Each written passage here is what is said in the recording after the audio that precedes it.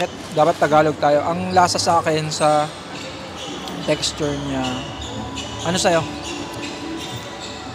Etong ano, eto ngayon is medyo sakto lang yung ano, yung lasa.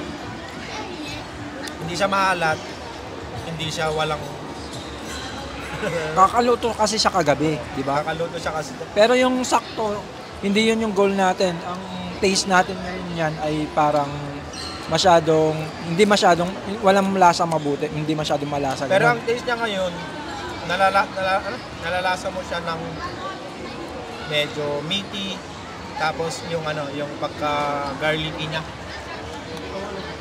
Tapos sa akin, yung texture niya sa akin, parang meaty siya. Tapos naaano mo pa rin yung taba. Ang sarap ng pagkaano ng taba.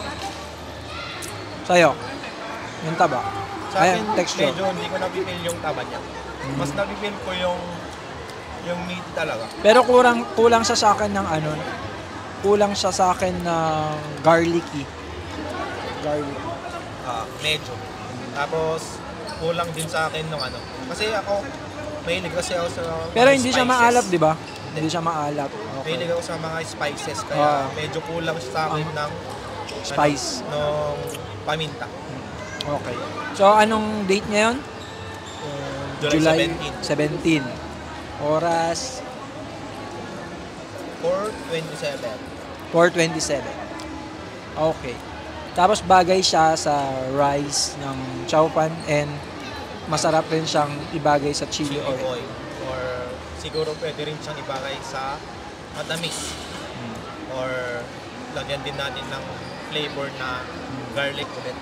Tama. So, yun lang. Tapos sa oiliness, hindi siya oily.